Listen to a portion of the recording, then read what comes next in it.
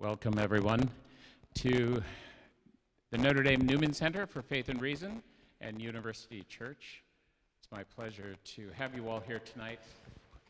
Our guest speaker is Declan Kiberd. We're pleased to welcome him back to the Notre Dame Newman Center and University Church 5 Octobers ago in 2019 in celebration of the canonization of this church's visionary builder. Declan gave that year's annual Newman lecture entitled A Saint for Today, John Henry Newman. He spoke from the Newman pulpit, a lectern from which Newman imagined the great thinkers and religious minds of his day helping young people to integrate reason, the life of the mind, with a deep and nuanced spirituality and call of faith.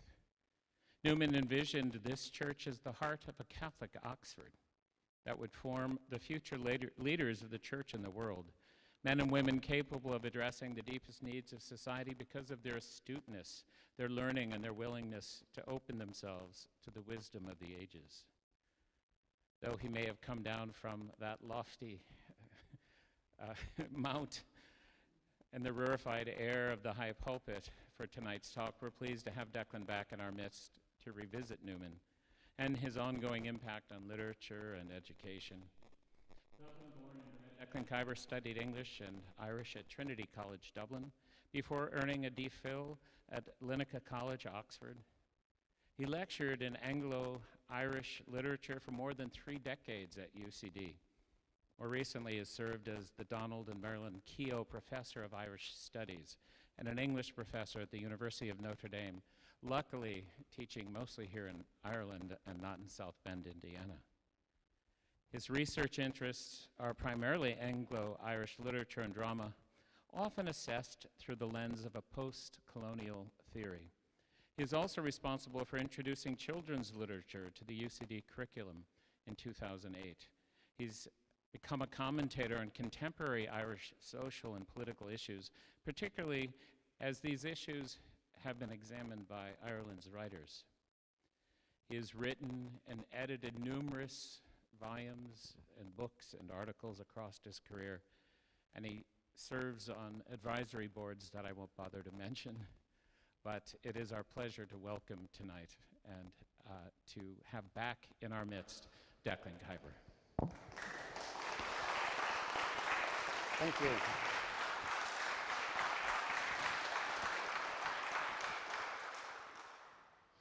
Thank you so much, Father Gary.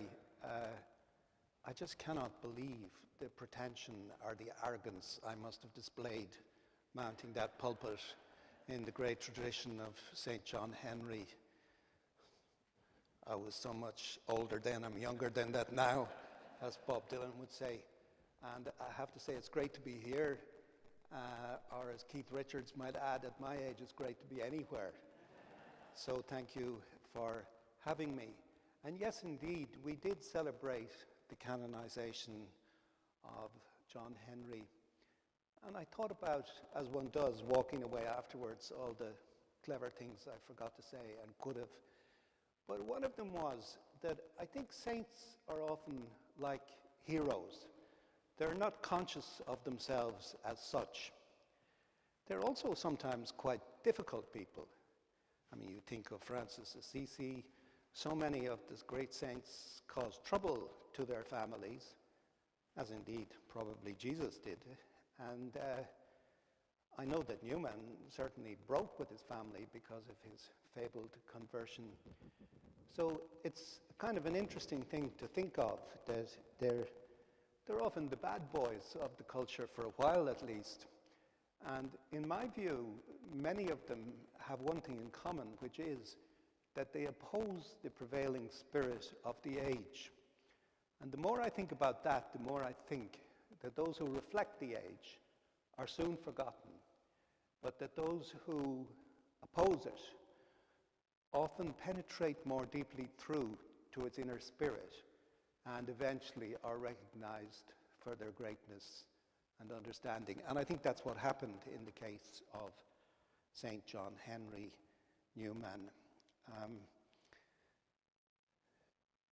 He was a completely original mind, and it's the fate as well as the trouble of original minds, to become less and less remarkable in proportion to their success in changing popular viewpoints, until a time comes when people can forget what the world was like before the accession of their thought. And I think we don't give enough credit, not just to St. John Henry, but even to the whole Christian tradition, in the sense of so many ideas that liberals now think of as trendy, the rights of the individual, the sacredness of the person, the need for social compassion, the importance of medical care. So many of these things have their roots in Christian tradition. And yet this is very seldom mentioned in the debates now surrounding the Labour Party or the election in America. John Henry was a saint, and I celebrate him as such from my lowly position here. But he was first of all a priest, and he was a priest twice over. He combined his life of soaring thought with ministration to the poor and the attempt to improve their material conditions, as well as holding at all times before them the soaring vision of a life to come. And even when he preached here in Dublin, his sermons drew listeners from all social groups, old men and ladies from the poorest of the poor houses in the vicinity, as well as, what passed for fashionable people in the Dublin of the day. And I think that's fascinating because it shows how even then there wasn't such a calibrated class system as we have seen in our neighbouring Ireland. My friend Tom Flanagan, the novelist, used to joke that the English have a class system and they're so obsessed with it that all their comedy and tragedy derive from it. And then he said the Americans, they're worse. They have a class system, but they keep pretending that it doesn't exist. So both Mr. Trump and Ms. Harris will both refer to their entire constituency as the middle class. Everybody's middle class. But Tom Flanagan added, you Irish are the worst of all. You have a class system and you will not tell anybody what it is.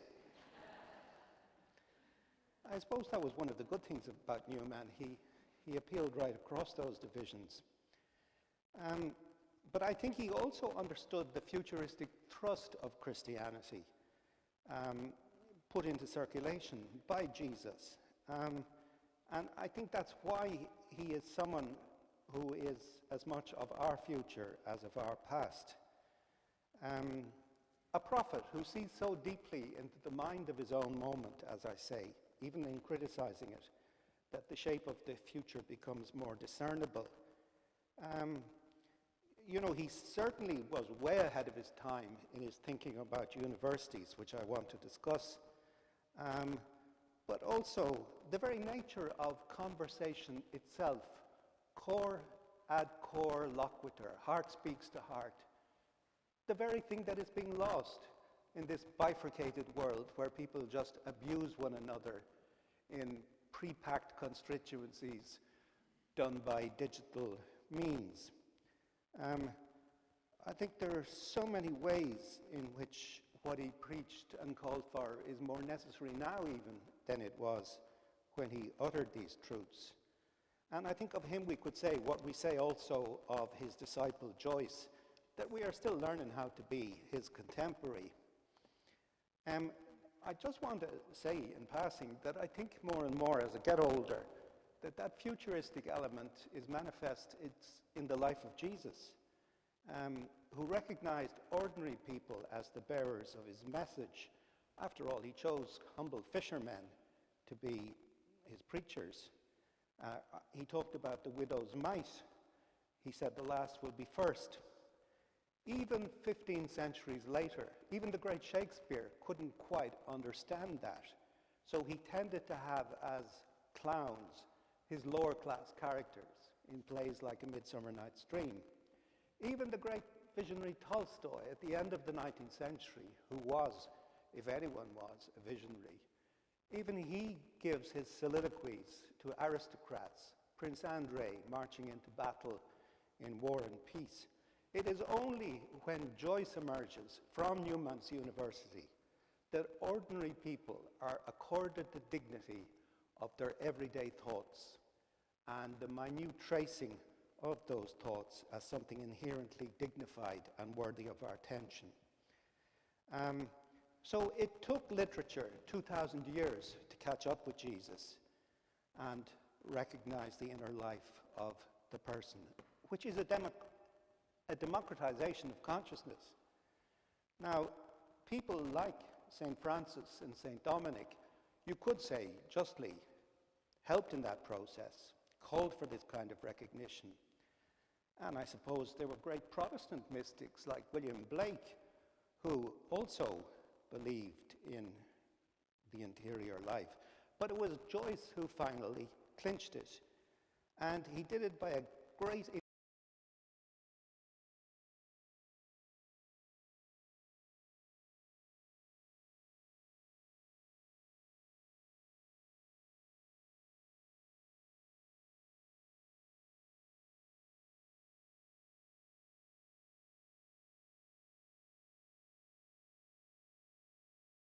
or a gentle woman who never knowingly inflicts pain on another.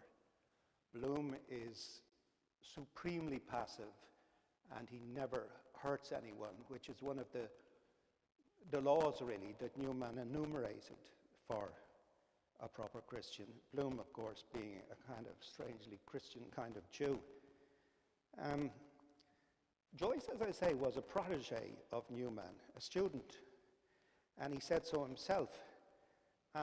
In the 1930s, when Joyce was a byword in Paris as a radical dissident, he was also someone who snuck off privately to Notre Dame in Easter week and stood with one leg in the porch and one leg in the church, quietly whispering the entire Easter week ceremonies in Latin to himself in Notre Dame, as if he was what we used to call in the west of Ireland a half-priest, someone who had joined the order but had scruples and moved out.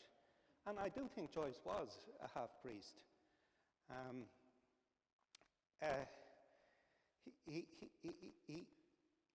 He was also suspicious of religion in its more cultic forms. And when people tried to make a religion of Joyce's art, he objected. The famous American writer Scott Fitzgerald went up to Joyce once and he said, "Mr. Joyce, may I kiss the hand that wrote Ulysses?"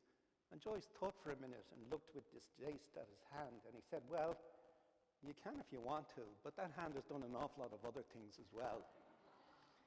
So I think that he loved the human form divine, and so did Newman. And he understood the subtlety of Newman's apprehension of the deity. There are great accounts of thunderclaps and how terrified Joyce always was of thunder. And a friend of his in Paris said, "Look at your children, they're not frightened." And he said, "Yeah, they have no real religion." Now, I spent many years, as Father Gary kindly mentioned, as the professor of Anglo-Irish literature in UCD. And my father used to joke about Anglo-Irish literature. He used to say that what Lenin, the Soviet leader, said about theology was also true about Anglo-Irish literature, that it was a subject without an object. I mean, what my father actually meant was a bit different, that there was no such thing. There was just writing in English or Irish. But Newman had the foresight, and I do think of him as a futurist, to appoint Dennis Florence McCarthy to one of the first chairs of English in these islands, with the injunction that he should teach Irish as well as English literature. But he did it with a caveat. Newman did not believe that Irish Catholics, or even English Catholics, would ever evolve a distinctive literature of their own. He did not foresee Brideshead Revisited. He did not foresee some of the great Catholic novelists like Graham Greene. As far as he was concerned, English as a literary language and practice was already formed by a living voice that was Protestant, and the classics of English were products of a Protestant mind. Now, this is a remarkable, almost mad statement, and I am going to say a few critical things about St. John Henry, because that's the great thing about saints. You can abuse them too, because they know how to take it, and you won't be avenged on. But he did say in the lecture on the idea of a university in 1852, he doesn't equate literary study with that of the Greek and Roman civilizations, which was the standard thing in English universities like Oxbridge. And in that, he's way ahead of his time. He appoints someone to teach English, which only became a curricular discipline in the rest of the world in the 1920s. But what I find remarkable and questionable is his idea. You know, he never mentions Alexander Pope, who was in fact not just a great poet, but also a thoroughgoing Catholic. He just seems to think of English literature as a kind of Protestant project. Newman says, you might feel repugnance towards Milton or Gibbon, but they are the integral position of English literature and not to be wished away. We must not fancy ourselves creating what is already created in spite of us, and which would never at any moment be created by others than us. And then he backpedals a bit and he says, well, there's room for gratitude in the fact that the most illustrious of all our English writers was so little a Protestant about him that Catholics have been able without extravagance to claim him as their own. This is the great debate about Shakespeare, which will never, of course, be resolved. My friend Eamon Duffy, who wrote the great book, The Stripping of the Altars, I once asked whether he thought Shakespeare was a Catholic or a Protestant. The father was certainly Catholic. And Eamon wrote a beautiful, typically Cambridge-inflected article, which ended with the very, very pussyfooting line, whatever else we may say about Shakespeare, we may most definitely infer that he was not a Protestant. He didn't say he was Catholic. Now, my argument is that Joyce actually takes this argument of Newman's much further. Joyce saw his own writing as a return to the great medieval Catholic world of Dante, in which the sacred and obscene were side by side like a pope in hell. And as far as Joyce was concerned, Newman should have taken the longer view he was taking, for the real magisterial classics of England were really Catholic texts. If you think of Chaucer's Canterbury Tales, Joyce said that's just a rewrite of Boccaccio's Decameron, and Milton's Paradise Lost, he said, was a Puritan transcript of the Divine Comedy, and that Shakespeare was an Italianate Englishman. So Joyce recreates the real classics of earlier England with the full force of a Catholic tradition, which he says begins to die with people like Daniel Defoe in Robinson Crusoe, who is characterized by manly independence and unconscious cruelty, which Joyce always accused the imperialists of practicing. But in this idea, the notion of a Catholic literature of Chaucer, Shakespeare, Milton, Catholic by other means, shrinks to mere Englishness. Now, Joyce often wanted to speculate about the magnificent civilization we Irish would have had if we had stayed in that earlier tradition. Had we been allowed to develop our own civilization instead of this pseudo-English one imposed on us, and which has never really suited us, think of what an original, interesting civilization we might have produced. Well, you could say we haven't done all that badly by comparison anyway. We've still got Sally Rooney and Sam Beckett. It hasn't done all that much harm. But Newman's theories in his lecture on English Catholic literature did have a demonstrable effect on Joyce. The revolution in English styles, from Beowulf right down through people like Defoe, Addison, etc., is traced in the Oxen of the Sun episode of Ulysses, and is an application of Newman's idea. that the language of an action is at first rude and clumsy, and it demands a succession of skillful artists to make it malleable and ductile to do its proper work of perfection. Now, in other ways, Newman anticipated Roland Barthes and the French theorists and deconstructors, in that he says every style allows its age to speak as much as a particular author speaks through it. In other words, you know, somebody like Yeats doesn't just speak the English language speaks through him. And that each age has a style which is stronger than any one of its gifted author exponents.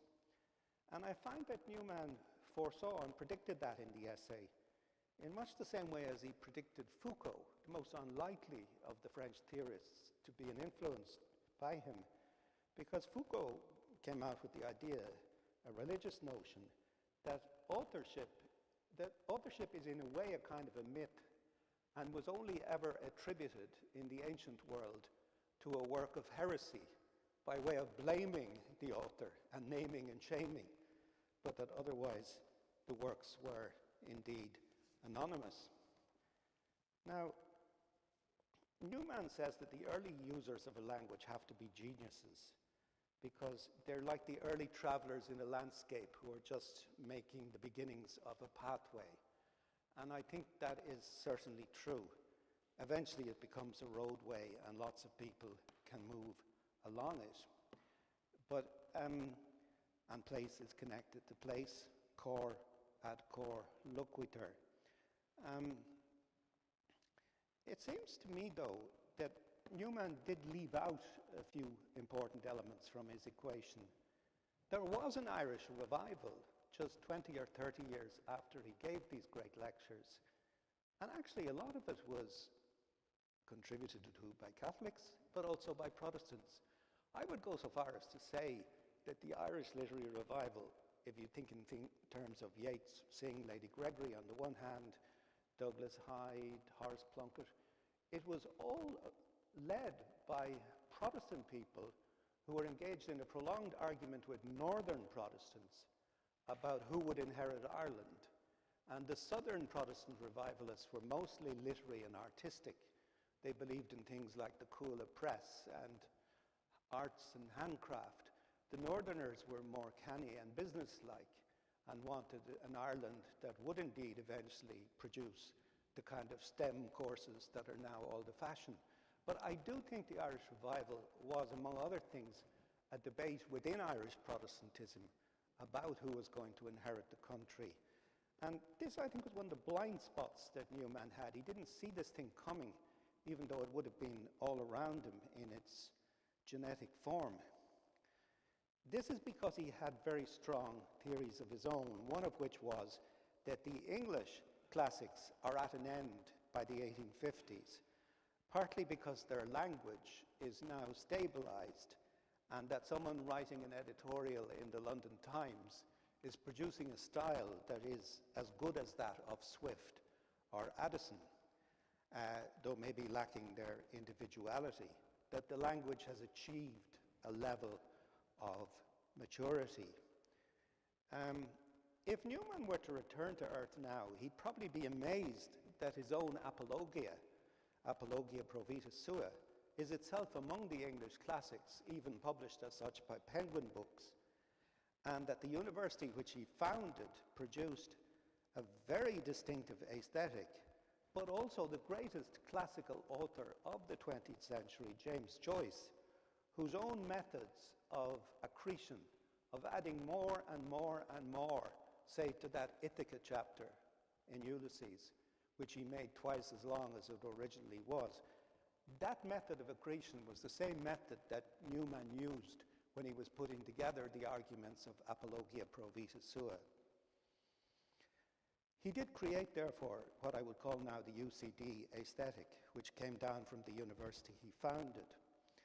And it is one based on a completely non-utilitarian view of the arts, as something you savor for their own sake and not for material profit. I think Newman would be appalled by all these scales that appear in newspapers, whether from Shanghai or from the Irish Times listing the results of secondary schools, he would have found that kind of quantification totally obnoxious. The philosophy he believed in was the one that Wilde would enunciate when he said a few years later, all art is perfectly useless, and that is its glory. It changes nothing, but it gives the nourishment by which our imaginations live. Now, it took an awful lot of courage for John Henry Newman to articulate that view in 1852, just after Ireland had been leveled by the famine, at a moment when Irish Catholics had just reached emancipation some decades earlier, and when a new Catholic middle class wanted the sort of vocational training which might lead to success in property, business, and advancement. Newman was in some ways a dandy. He was a courtier without a court in the new age of a triumphant middle class. And that is why he penetrated the age by critiquing it so deeply, as I say. He wanted to produce gentlemen with a liberal understanding of civilization, and that's a view echoed by Joyce in a letter when he wrote to a friend that he wanted to enter the fair courts of life. It becomes clear that part of his reservation with the Protestant mindset is his view that it takes much too instrumental a view of human nature, and that it can become, in extreme cases, utilitarian. And that's the reason for the collapse of English classicism into the lucid, featureless prose of a London Times leader. The university Newman dreams of would provide education to Irish Catholics who were denied learning during the awful penal laws, but it would not be a narrow specialism. Newman takes the view that the specialist is just a moral barbarian, and that specialism is always based on self-love. Blake put it well, may God us keep from single vision and from Newton's sleep. Newman said the man of one idea carries just a single point of view, and that is all. From this, Wilde derived the idea of the multiple self, that the only way to make your personality interesting was to multiply it. And Joyce's multi-styles, the constant changing of style through his books, is another version of this. Newman believes the religious mind is inherently versatile, ductile is a great word, protean. What do they know of anything that only one thing know? So he is very critical of that kind of monovision which afflicts the more extreme fundamentalists. Liberal education leads to a cultivation of intellect, but not necessarily, he says, to virtue. And this is an important point. He's not preaching virtue, he's just anticipating the Wilde who said all art is perfectly immoral, or the J.M. Singh who says that the playwright does not teach or prove anything, he just gives the fodder on which our imaginations live. And this is a very important distinction between the moral and the religious. The moral is all about how we relate to one another and conduct our relationships on a basis of probity and honesty, etc., or not. The religious vision is about how we relate to God, the Almighty, the numinous, and is quite different. And as Yeats once observed, the moral and the religious impulse often destroy one another in the end because they're so different in their basic understandings.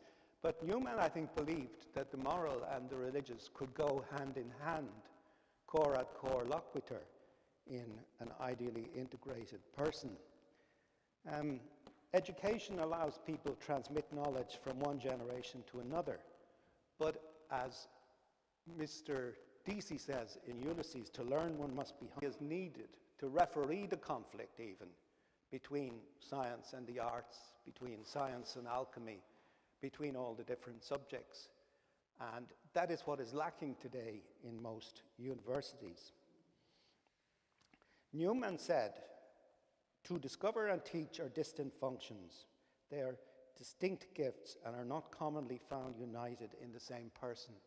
I don't actually agree with that. I've known brilliant teachers who were also great researchers. And in the Nestor chapter of Ulysses, Mr. Deasy says, to learn, you have to be a good teacher. And actually, one of the attractions of Leopold Bloom in Ulysses is that although he's an ad canvasser for the Irish Times, he would really like the job of agony uncle. "Dear Mr. Editor, what is a good cure for flatulence?" And then he says, "You learn a lot teaching others." And that's what happens, of course, to Stephen in the end. He gives up his teaching post in order to continue learning about the world. But Newman's objection to the Protestant view of education is like Dickens's to Gradgrindery, that it has become utilitarian and it makes nothing of human means and everything of human ends. But Catholics, say Newman, are more abstract. And Newman harked back to the island of saints and scholars, which offered an asylum for religion, but also for the sciences when chased away by barbarians. And that's interesting. He didn't see science and art as being at odds. And I read him as someone who would have been untroubled, say, by the ideas of Teilhard de Chardin or the evolutionary theories of advanced Christians and the leap of faith they called for. His model, in fact, was that of ancient Christendom, when England and Ireland, he said, were two lights with no claims on each other and no thought of self, save in the kind offices exchanged and the rivalry of love. Now, here I would put in an interjection. Newman wrote a brilliant but little discussed essay called Irish Discontents. And it shows, and he freely admits, that if he had been born Irish, he would certainly have been a rebel, by which he means a militant, active rebel. But he was a traditionalist, so that's logical. He would believe it okay for Ireland to be traditionalist. The tradition that had been disrupted, of course, in our case, by the colonizer. So he was a very new kind of Englishman in Ireland, very unlike the Dean of Studies in a portrait of the artist as a young man who talks to Stephen about the word tundish and tries to convince him it's a good old English word, which it may well be, but who sees himself as anglicizing the students. Newman had a very much more revolutionary idea. He wanted to see the university he founded as a center for the revival of Catholic thought and the creation of a lay intelligentsia, not just in Ireland, but in England too. And he did this with missionary zeal, that inventing Ireland, this class would also help to reinvent England. Now, this is a fascinating theory. It's almost Marxian in the way it works. Marx actually believed that the Irish poor had a duty to rise in insurrection against their colonial masters, and that if they did so by their exemplary behavior, they would spark off a revolution among the working class in England. This is the idea of Ireland as a kind of laboratory for modern ideas. An idea the colonialists themselves had, because they introduced the first postal service or the first system of national schooling in Ireland, tried it out here, and when it worked, transferred it to England. But Newman is taking this idea of Ireland as a laboratory and thinking we could make it a laboratory for a Catholic intelligentsia, which would then be transferred to England. I believe that this had a huge influence. Wilde, for instance, preached republicanism to the English. And he said, I would give Manchester back to the sheepherds. And asked why, he said, because England is the last and most deeply penetrated of all the British colonies. England needs to become England again itself. Wilde predicted 2016. Brexit, however obnoxious in its iteration, It came because English people had been denied their Englishness, which had been filtered off to provide a kind of amorphous Britishness. And Wilde was saying, if I was an Englishman, I would be a rebel. He was reversing the Newman trope. And Shaw said the same thing. I mean, he helped write the defense of Roger Casement, but Shaw also said, when English people ask me the meanings of those strange words, Sinn Féin, I always tell them it is the Irish for John Bull. And Marx, in his great essay, said, if Ireland were lost by an insurrection, the English Empire would soon be gone. There are cabinet minutes in the 10s and 20s that show that if we give in to Collins and his friends, the next thing is the Indians and the Egyptians will be on our backs. So this theory of the laboratory, which I think Newman was really the first to perfect fully, helps to explain a great deal that was radical in what followed, not just in Irish art, as I'll show, but also in politics. I would call it reverse colonization, a reverse missionary movement. And his hope was indeed that English Catholic families would send their children for education in Ireland. Hasn't quite happened yet, but it may still do so as the standard of education falls on the neighboring island. It is certainly true that Italian and French and Spanish families have sent large numbers of teenagers to Dublin to learn English in the perhaps fatuous belief that their children are safer in the streets of Dublin than they would be in Barcelona. But this wasn't just an attempt to promote Catholicism. It was also, as I say, to challenge gradgrindery. And this is why it influenced Pearse. Pearse often said that the murder machine, which operated through results, coercion, and the bottom more, was itself the result of a British kind of colonial education system based on imitation rather than true originality. And that was true all over the world. I remember reading Achebe's great book, Things Fall Apart, which is a quote from Yeats. And apparently a student wrote to Achebe, who had done the book on his course, I think in Nigeria, and he said, Dear Mr. Achebe, I really enjoyed your book, Things Fall Apart. There is only one thing wrong with it. You did not give any sample questions and answers at the end. It's obsession with exams. Newman said they called them making education and instruction. They call this useful, and utility becomes their watchword. With a fundamental principle of this nature, they naturally go to ask, what is there to show for the experience of a university? What is the real worth on the market of the article called a liberal education, on the supposition that it does nothing to advance manufacture, improve land, or lead to a better economy? Now, the great-grandchildren of those who heard these stirring words in Dublin from this man have been one of the wealthiest nations in recent times, but it hasn't stopped them from dismantling parts of the liberal arts education so bravely advocated by Newman for Irish universities. We're in a new age of austerity, and all has been intensified. But what did Newman suggest? That the use of intellectual labor lies in itself, that intellectual culture is its own end, and that though the useful is not always good, the good is always useful. It's like what Einstein said, what counts can't always be counted, and what can be counted doesn't always count.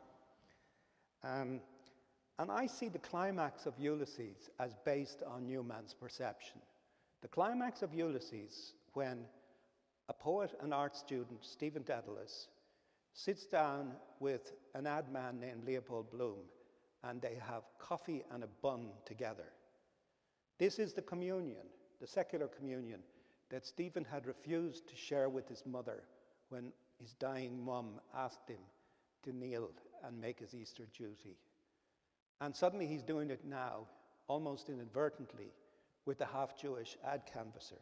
It's a deeply moving moment, but it's about reconciling theory and practice, labor and intellect as well.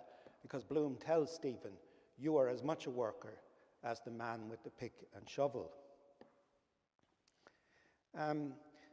So I think Newman's had a huge influence on all these writers, and in particular, maybe most of all, Oscar Wilde. Wilde was someone who attacked the realists. The present state of classical education, they say, cultivates the imagination a great deal too much, and other habits of mind a great deal too little. You remember Lady Bracknell saying that education, if it cultivated the imagination, could lead to certain dangers. It could even lead to acts of violence in Grosvenor Square. And then she says to Cecily, her charge, you can read your Indian political economy book, but leave out the chapter on the fall of the rupee, because it is somewhat too sensational. So that's why it was all the harder for an Englishman to come and tell the impoverished Irish that these things of the spirit count for more than mere material efficiency. There is a link back, I think, to use and to the professions and the intellect and the feeling and the state of intellect. And what Newman believed was, what I think Notre Dame practices, that if you give students a basic undergrad arts degree, they can then go on and do medicine or law, but it will be based on a true foundation. And then if you're a doctor and you're trying to help a person dying, you have, through your exposure to some of the great classics of poetry and literature, at least a stock of ideas and feelings with which to console them in their grief, or ditto if you're a lawyer, and so on.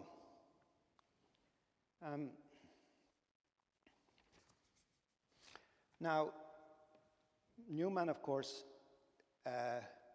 wanted to show that not every art is enhanced by the specialization of its professor, that the individual who is confined to one line goes backwards rather than forwards, and that people should contribute more than their professional role. I mean, we all know of doctors who know about one part of the body and no other, and sometimes miss out on the holistic challenge that is actually facing them. But Newman felt this also about the study of literature, that it helped you join up the dots. In the cultivation of literature is found the common trait which, among the higher and middling roles of life, unites the jarring sects and subdivisions into one interest. This seems, in a way, to foretell the view taken by F.R. Leavis that literature would be the central doctrine of a university. Now, I think that was hubris. I think that was mad.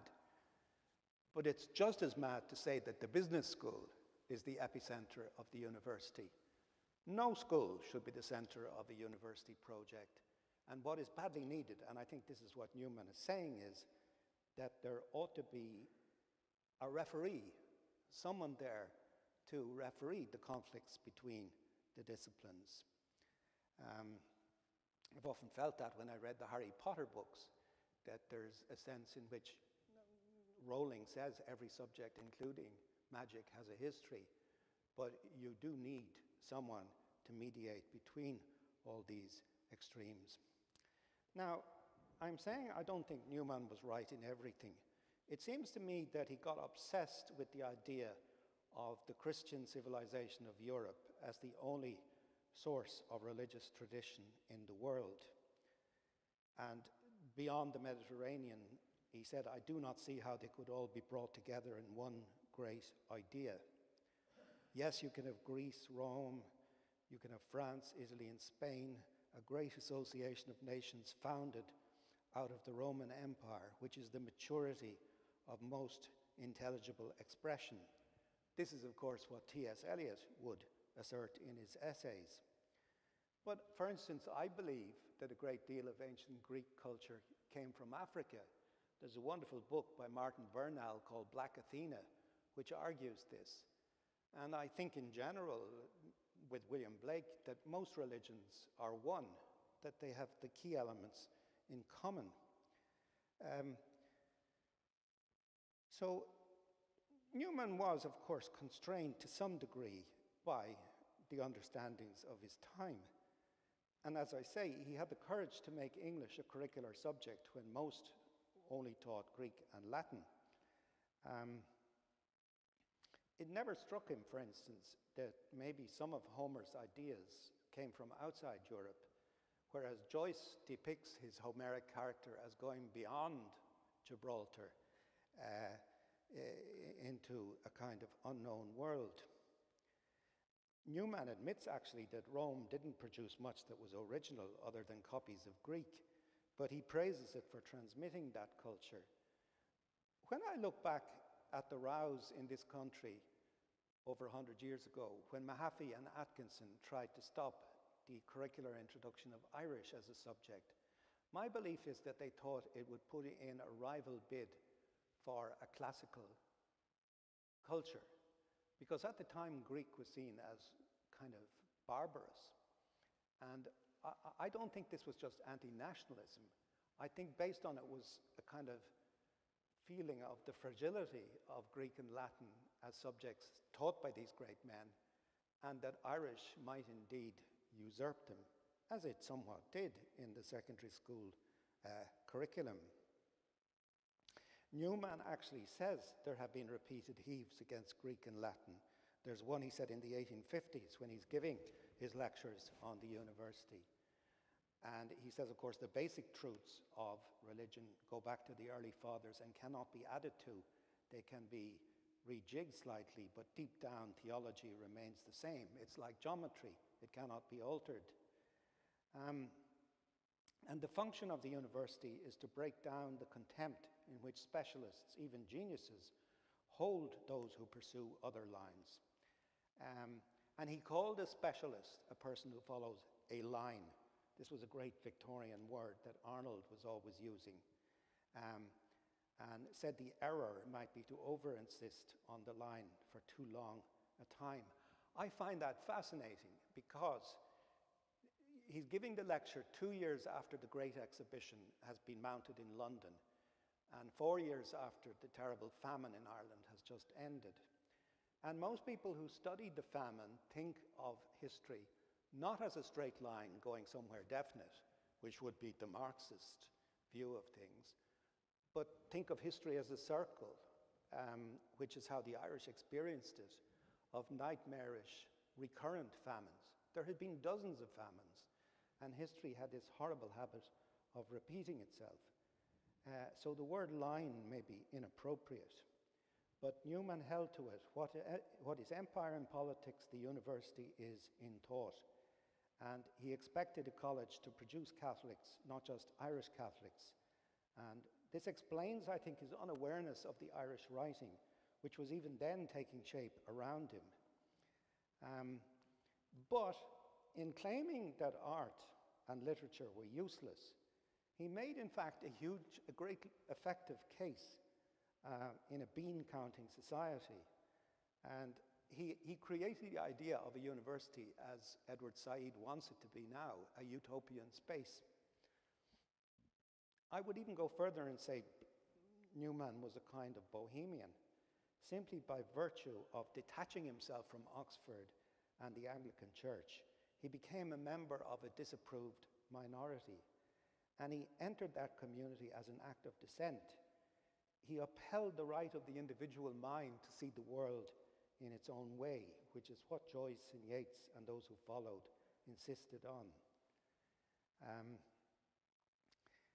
The idea of a distinctly Catholic intelligentsia is interesting, but it is also problematic in the 1850s, when you think of people like Thomas Davis or the Young Ireland movement trying to unite Ireland under the common name of Irishmen, Catholic, Protestant, and dissenter. And as I said to you, I believe the Irish revival was itself, among other things, a heightened debate among Irish Protestants. But the great thing about Newman was his willingness to combine religious and secular study in ways that were both honoring and dismaying both sides, and that the combination in the end, I think, helped to create a UCD aesthetic. When you think of all those Catholic modernist poets like Coffey, Devlin, and others who came out of UCD and who were castigated by secularists like O'Connor and O'Faolain, it's because their modernism contained a strongly religious dimension, as indeed did that of Sam Beckett, who picked it up from Tom McGreevy and from his friends, his Catholic friends who studied Dante and wanted to restore the tradition that Joyce wanted to restore too.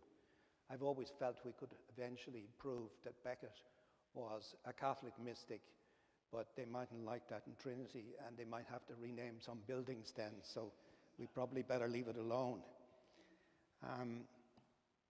But Newman, as I say, did not see literature or reading as productive of moral virtue. He didn't look to the classroom as a place where you would get moral revival or renewal. And he just thought it was a place where the imagination got stimulated. This is so different from today when people are preaching feminism, Marxism, veganism, earth-saving, whatever. Many of them worthy aspirations and isms. But I don't think it's right to reduce literature to an instrument through which these things should be proselytized for. Even Newman believed that Catholics should be exposed to all trends, pagan, secular, as well as Christian, because he believed the truth would win out in the end, and that the variety of subjects in a college benefits the whole community, which is enriched by the debate. But he did think a college education would help the Irish middle class achieve social progress and a tradition of leadership that they had lost during the time of the penal laws. Newman believed also that Catholic thought would come anyway in the literature that would be written by those who happen to be Catholics. Now, this isn't fashionable today. People in my subject who are allowed to write as feminists are Marxists, but the few who write openly as Catholics are almost cast into exterior darkness for doing so, as if there's something wrong with that particular ism. It's like what Rushdie said once, all isms are wasms. But you should be allowed to state a position.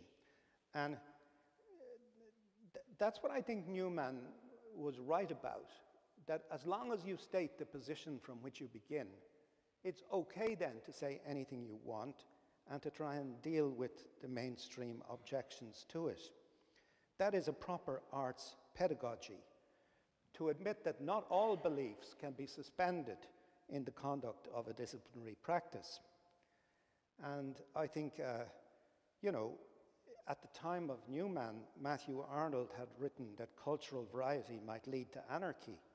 I think Newman believed the opposite because he was a trickster. He believed that, the anarchy of different viewpoints might actually produce a viable culture. He didn't see that the graduates of his university would rewrite English in all kinds of new ways. He settled for advocating a university education that would allow the Irish to compete socially with the English elite. But he just can't bring himself to believe that a distinctly Irish Catholic gentleman would emerge. Yet Joyce is full of such examples. Father Conmee, the Jesuit, in the Wandering Rocks chapter. Maybe Joyce thought that an Irish gentleman was a contradiction in terms, like a white blackbird, but I don't think so. When Joyce was at Clongowes, he was asked, "What is your father?" And he went through a whole terrible list: a gentleman, a drinker, an oarsman, a philanderer, and at present a praiser of his own past.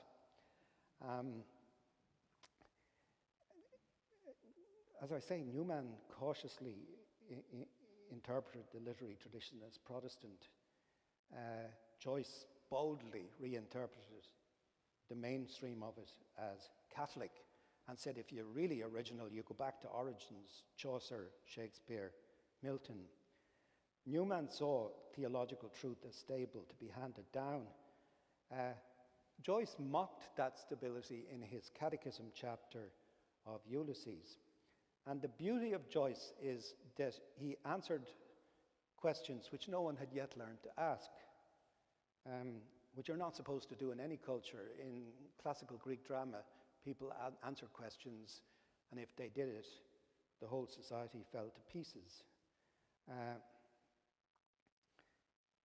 I suppose to some degree, Newman assisted in the emergence of this literature of Irish Ireland that he did not believe in.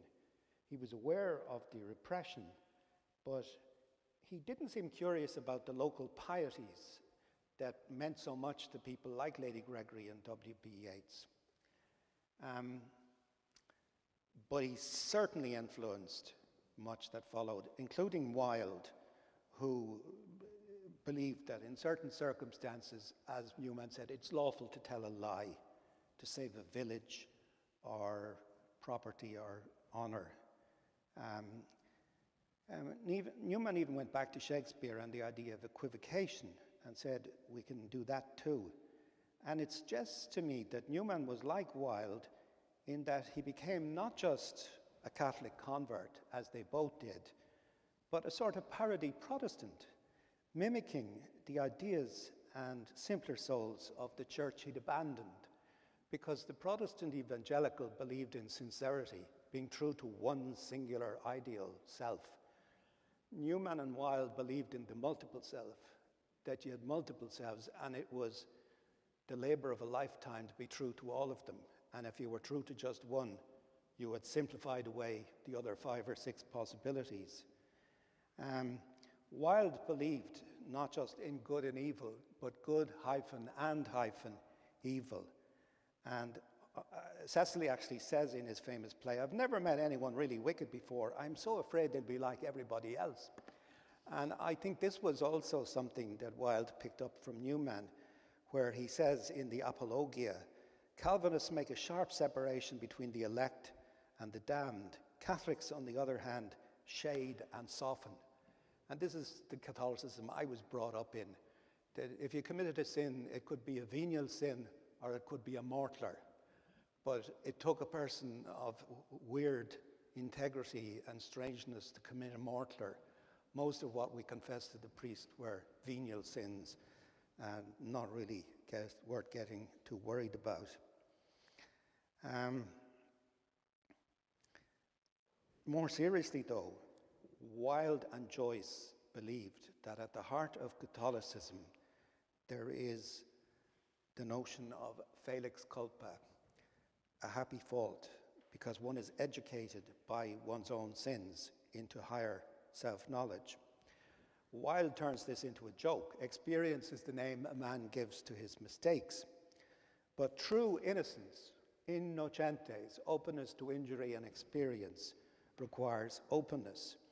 And the whole morality of Bunburying and Wilde is basically down to the fact that the educational value of sin is undeniable. So although I've criticized Newman for some blind spots and praised him really for a futuristic vision, let me move to a conclusion with a couple of points. I think he had a huge influence on 2 groups. The writers of Catholic background like Joyce and the writers who were moving towards Catholicism like Wilde. And like I say, Wilde read the Apologia while he was in jail, and you can see why. The dandy element in Newman would have appealed to Oscar Wilde. And even Kingsley's allegation that Newman was effeminate and a bit of a pansy was, of course, something that Wilde turned into a performance, especially in the idea of himself as multiple, not like the sober, singular Victorian gent. Not only that, but Newman, like Wilde, loved irony. They loved to parody their enemies with inflated, caricatured versions of their thought. Even the allegation by Kingsley about Newman that he turned him into a precursor of Wilde, who, as I say, mocked sincerity and went for authenticity, the multiple self. Newman was accused of praising cunning as a means by which saints withstood persecution. He believed that sometimes it was moral to lie. I think Wilde said that in his own way, in matters of grave importance, style, not sincerity, is the most important thing. And Joyce, of course, took up cunning, silence, exile, and cunning as his ultimate strategy in that Newmanian tradition. Newman loved to hear about the gossip circulated about him, and he preferred not to challenge it, but sometimes to just let it augment. Wilde was the same. He said, all bad poetry springs from genuine feeling. Let them say what they want to. And a central set of passages in the Apologia reads like, I think, the anticipation of Wilde on lying.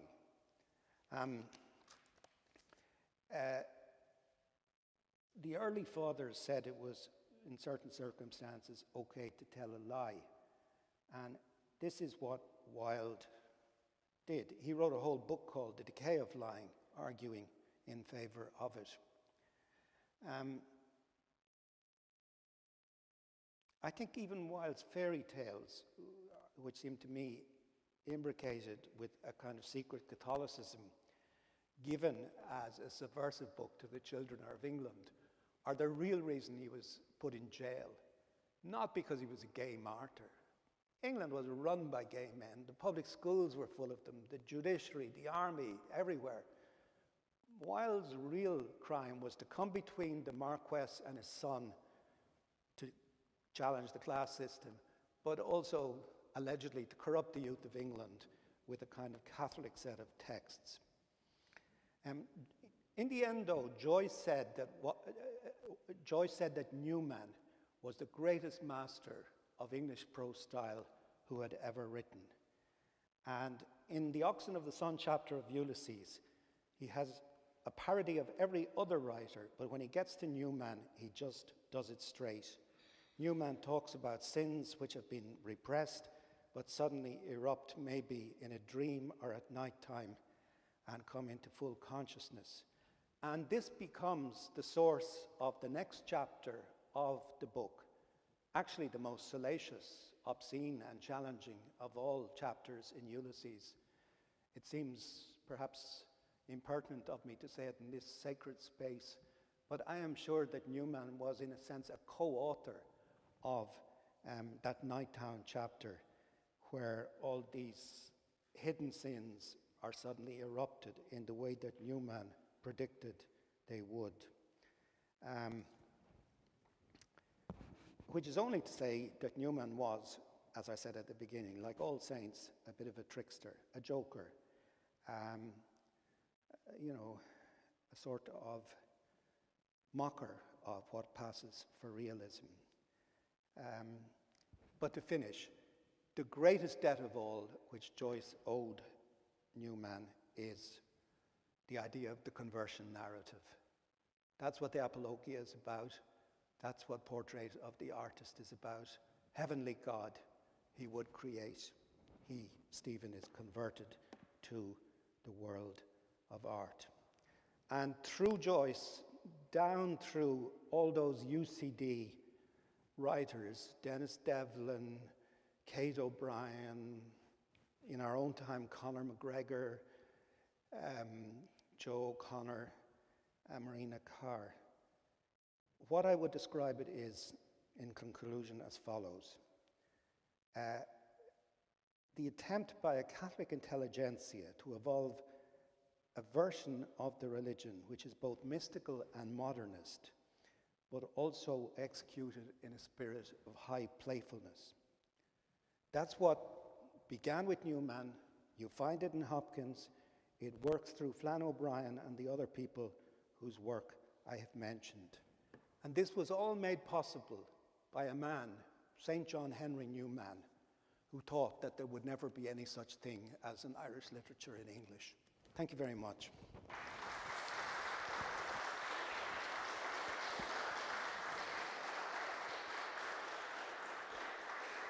I do want to thank Declan Kiberd for his words and his stimulating thoughts about Newman and his impact on literature. We have time for a question or two. If anyone has anything, I'd ask that you use the microphone because there are people who may be watching at home. Thank you very much, Dr. Kiberd.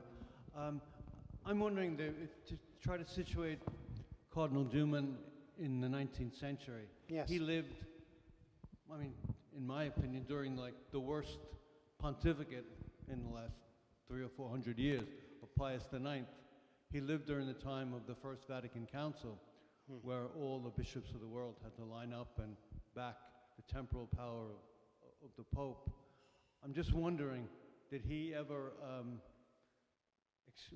I suppose he had to toe the line because he was a soldier basically, and he wanted to become a cardinal apparently, and he was a convert, which made it even probably more difficult.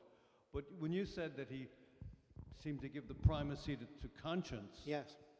that seems to me at odds with the tenor of the whole time of the Catholic Church. They didn't, as far as I know, that was the antithesis of what Pius IX wanted, or Cardinal Cullen. I'm told that Cardinal Cullen gave Newman a hard time as well. He sure did.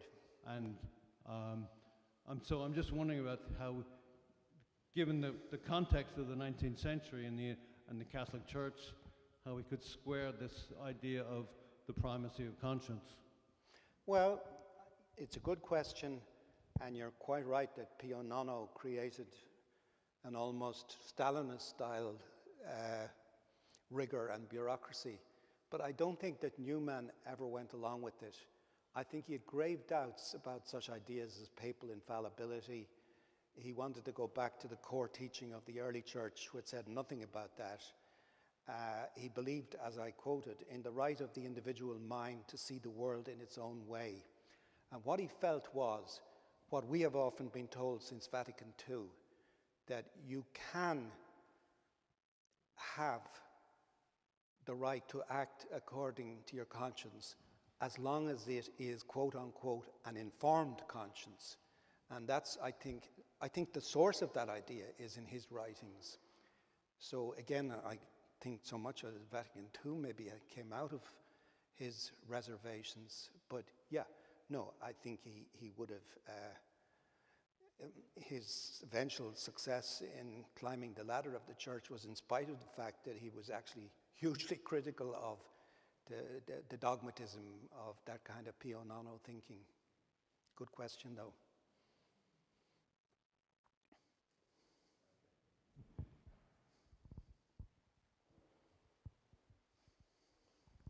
Thank you for your talk, first of all.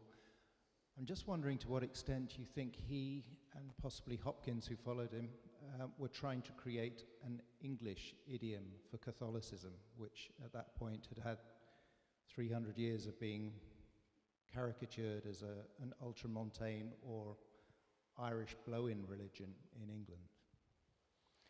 Yeah, I think you're right that he believed there should be an intellectual class in Ireland of lay Catholics who could provide leadership. But the corollary was there should be an equal grouping in England doing the same. And I think he felt, and remember, another answer to the Pio IX question, and someone who's brave enough to convert and go against Oxbridge and the religion of their upbringing is going to be very, very individual. I think that he was the same about that. He wanted the English to have an English brand of Catholicism, just as the Irish should do the same. And I think that I mentioned Graham Greene and, you know, Evelyn Waugh and Brideshead Revisited. There is such a tradition, I suppose, and there is the same tradition, what I call the UCD aesthetic here. But yeah,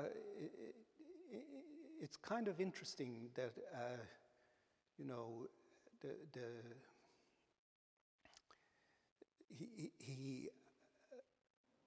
he believed in that, and yet he didn't want it to become exclusivist. He wanted it to spread so that there was enough in it that was translatable into other cultural terms as well, at least, you know, across Europe. The thing about England is interesting. Catholicism was emancipated in 1829, but I don't think it was ever fully freed. And I think, for instance, it was hard to become a lawyer or a policeman if you were a Catholic, and that there was a great deal of covert disapproval of Catholicism, which was seen almost as an international conspiracy by certain kinds of official English Protestant. So the attempt to create an English intellectual Catholic tradition was up against all that. And that is why I said that I think Wilde's real troubles emanated to some degree from writing stories like The Happy Prince or The Fisherman and His Soul, which have a great deal of covert Catholicism imbricated in them.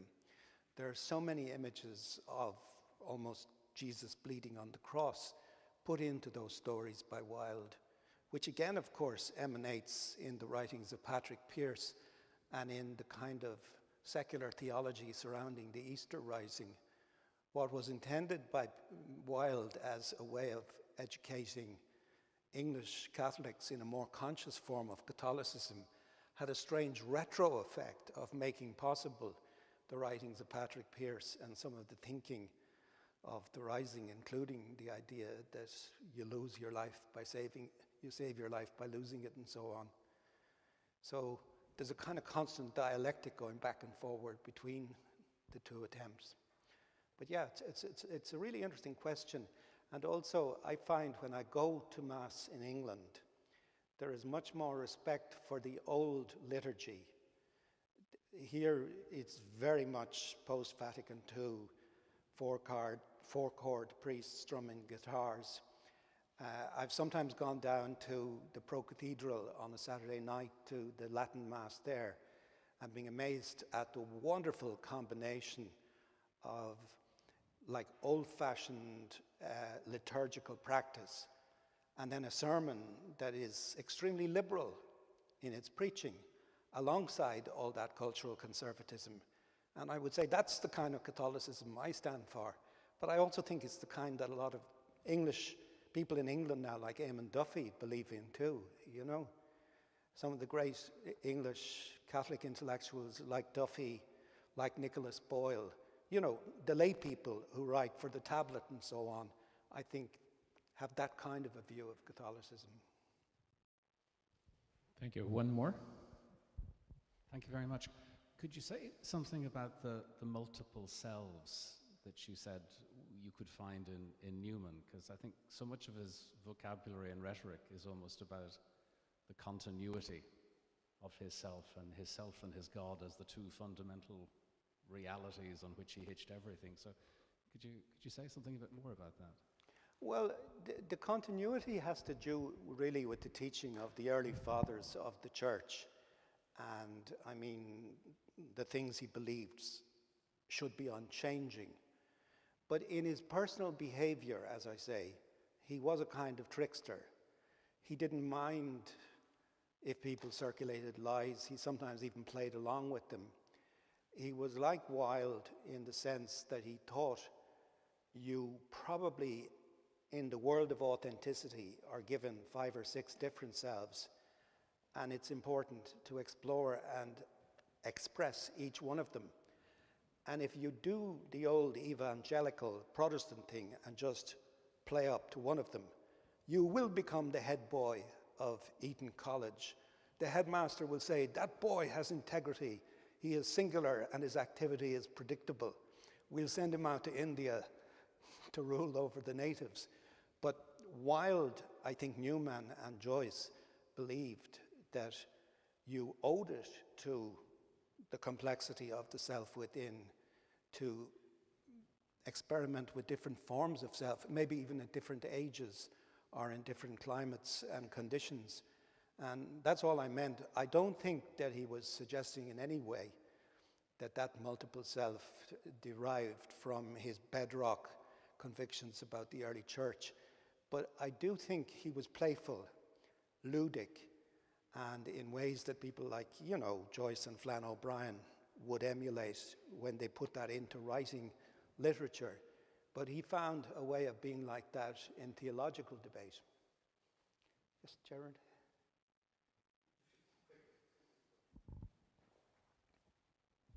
Thank you, Father Gary. Thanks, Declan. Short observation. I worked briefly in the UCD Business School, and we did study trips in the postgrad school to India about 25 years ago. And a number of Indian people said, "We are so admire you Irish, you got out first." So the British cabinet were dead right in the 20s to be worried about it. And I have just a quick question. The current US Supreme Court has been described as possibly the most Catholic Supreme Court ever. What might Newman have made of them? Yes. Yeah, I have been thinking about this actually in recent days, and on the one hand, you would be tempted to think this is a right-wing conspiracy. On the other hand, you might think, no, it's not. I mean, Catholics are Catholics, and they maybe, I mean, Vance has converted. It's quite a spectacular conversion, actually, not on the level with Newman's, but it is interesting that the hillbilly elegy boy who grew up in a more evangelical background has turned to Catholicism. Maybe something is happening, as Bob Dylan would say, and we don't know what it is, do we, Mr. John? It is fascinating, though. About the Indian thing, I think that